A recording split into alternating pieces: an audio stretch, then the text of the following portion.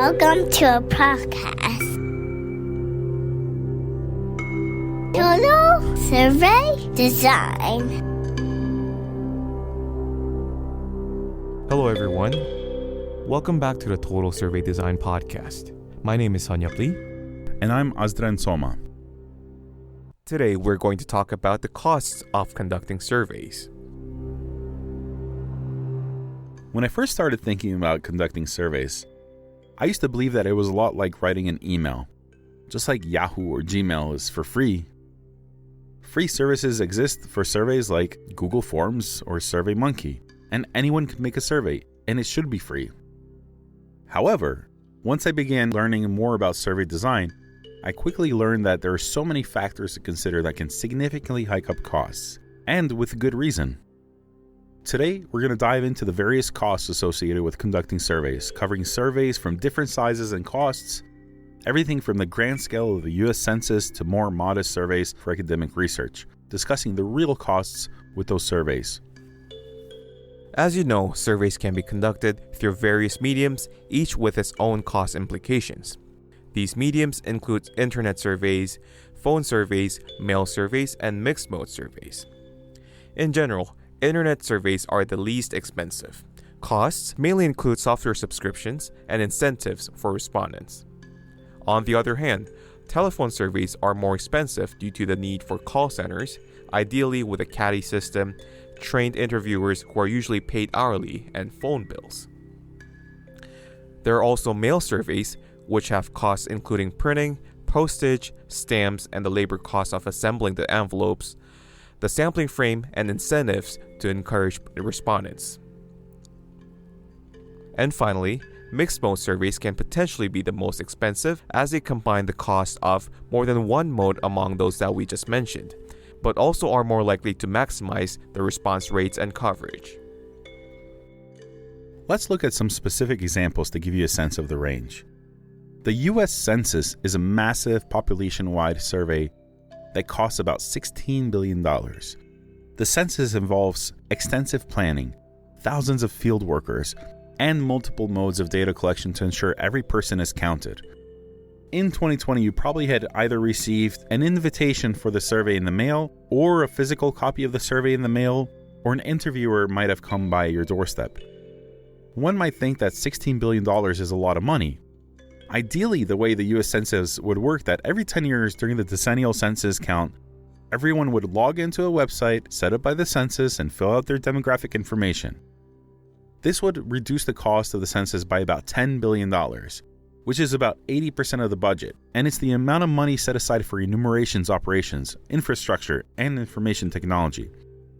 You will still have infrastructure and technological costs, but without the need of field enumerators, you will have huge savings. But the world is not ideal, and most of us don't just automatically participate in the census. And since enumeration is written into the Constitution, and rightly so, it must be done. So here are the breakdowns of some of these costs. Every county in the United States has dozens of enumerators to count people walking from home to home. Enumerators are paired and they spend several months covering all of the places that are missing data. Those enumerators were paid about $18 per hour on average. Each enumerator makes about $20,000 for their role in the census. To cover an average county population about 100,000 people, each county has an average of 200 enumerators. That comes out to $4 million per county just for the enumerators. And that's $1.26 billion in all of the US just for hourly wages. Then you have census field supervisors who make slightly more, and regional managers and national managers and so on. So, just the human cost of running the census is in the billions of dollars. But the US Census also needs to pay their workers for miles driven and for training and for the technology that they use, and this is all the cost of just collecting the data. Then you need the experts who can clean the data, organize it, analyze it, and then you have the teams of scientists writing reports which will be used by everyone. If you add everything up, it becomes understandable as to why the US Census costs billions of dollars. Luckily, most surveys don't cost billions of dollars, but they still cost something. The cost of conducting academic surveys varies significantly depending on the approach, potentially ranging from a few $1,000s to more than $50,000. The $50,000 plus version is what I like to call the Cadillac version, and it includes the full address-based sampling list, which can be quite costly to access. Additional costs include printing, postage, survey software, incentives, data analysis tools, and possibly hiring research assistants. This is perhaps the gold standard of science research to produce nationally representative, generalizable findings. The cost can be brought down significantly if a lot of the work is done by the researcher, such as instead of hiring people to stuff envelopes, you buy some pizza for a few friends and gather around one night to stuff a few hundred envelopes each. Costs can be reduced by minimizing incentives, but this comes to the sacrifice of the response rate.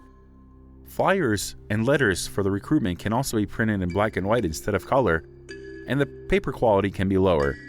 And instead of sending letters to potential recruits, you can send a flyer instead, which will reduce the cost of postage and paper. This shoestring budget may still cost in the range of $15,000 or more.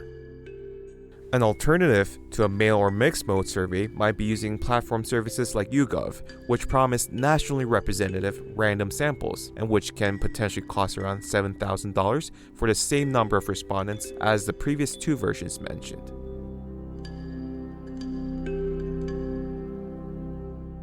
An alternative to a mail or mixed mode survey might be using platform services like YouGov, which promise nationally representative random samples and which can potentially cost around $7,000 for the same number of respondents as the previous two versions mentioned, and they also provide a panel maintenance and the quality of the data.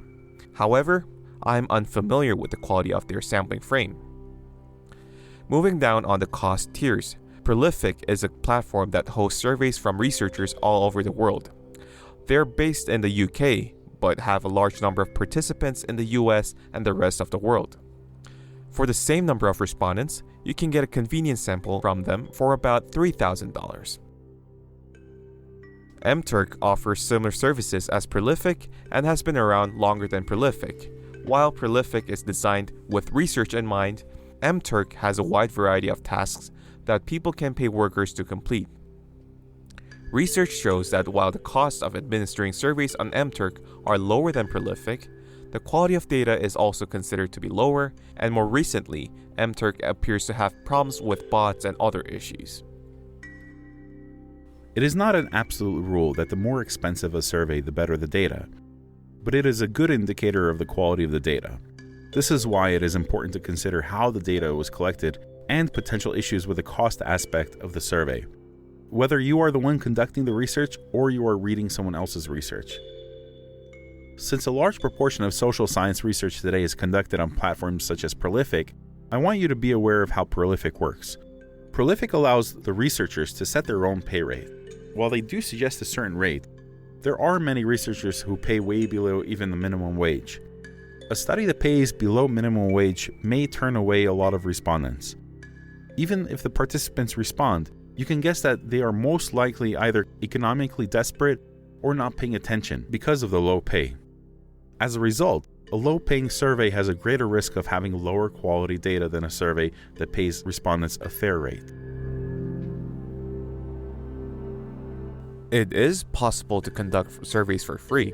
While you might think conducting a survey can be free, hidden costs include your time and effort. Also, due to lack of incentives, there are always risks such as lower response rates and poor data quality.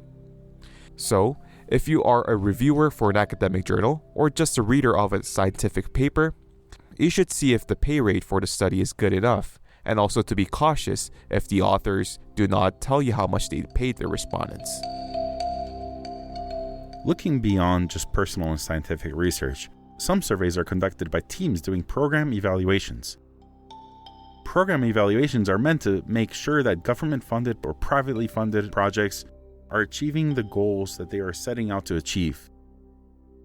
Programs funded by the National Science Foundation often involve extensive data collection and analysis phases, hiring external evaluators, and ensuring rigorous methodologies are followed.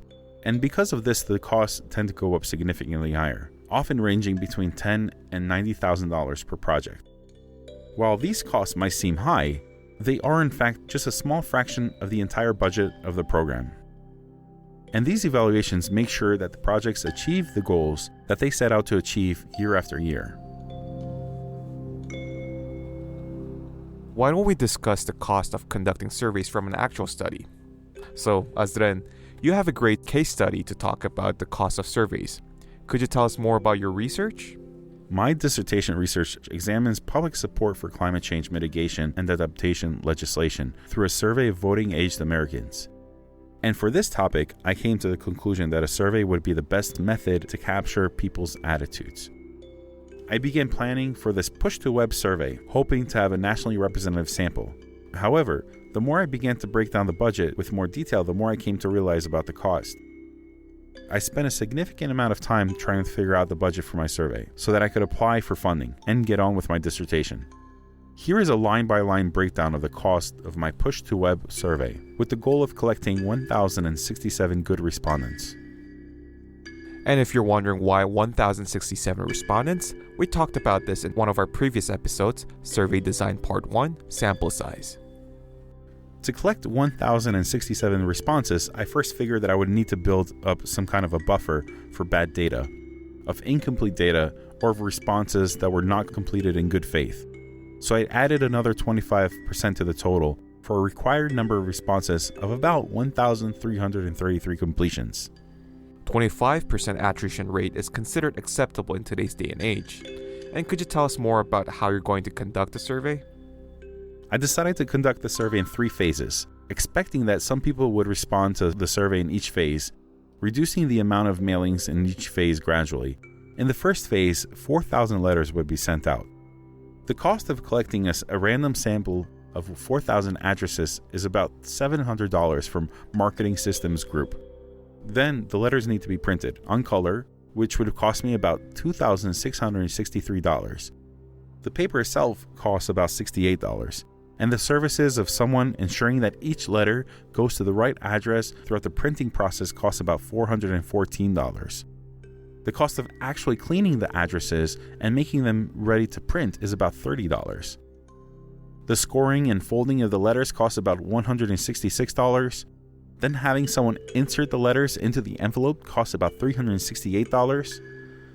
4,000 color windowed envelopes cost about $792. The stamps bought in bulk through the USPS for my nonprofit work cost about $876. Finally, a $1 incentive is inserted into each envelope for a $4,000 cost. The total cost for one wave comes up to about $9,378, which does not include any cost of actually creating the survey itself. That's the first wave costing about over a whopping $9,000. Then what about the second and third wave? The second wave consists of sending postcards to 2,000 people who have not yet completed the survey. The costs associated with this include about $740 for the postcards, $398 for the postage, and about $444 for address cleaning and sorting, for a total cost of Phase 2 of $1,582. The third wave involves sending 1,000 mailed survey letters for a total cost of about $1,177. The total cost of these 3 waves comes up to about $12,816.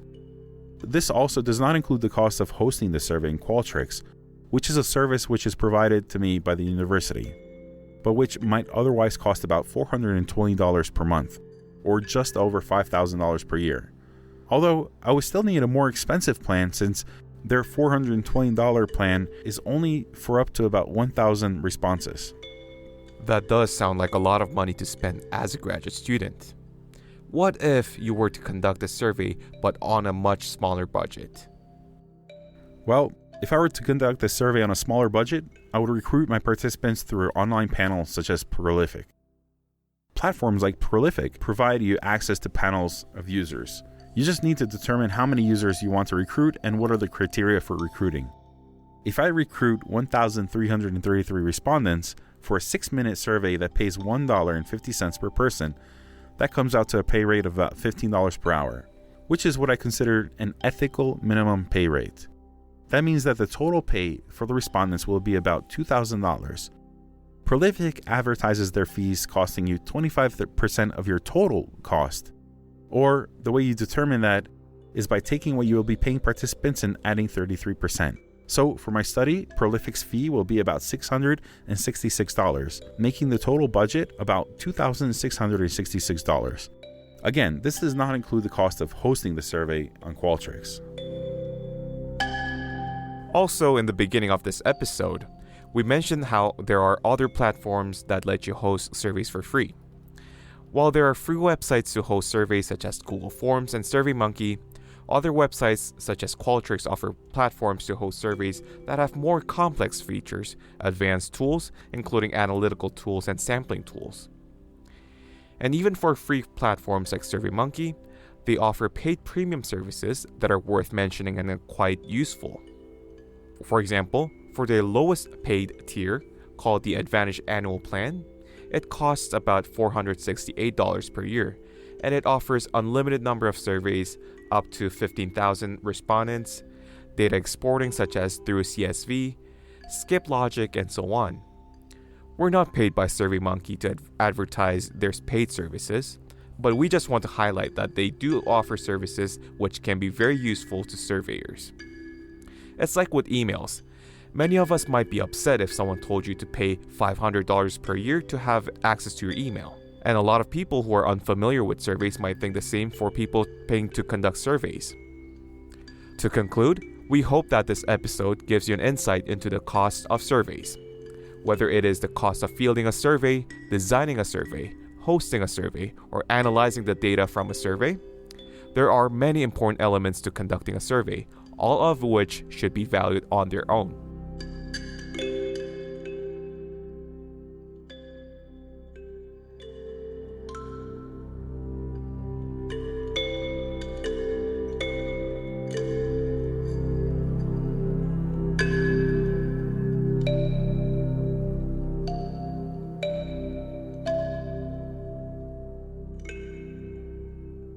Don't forget to subscribe.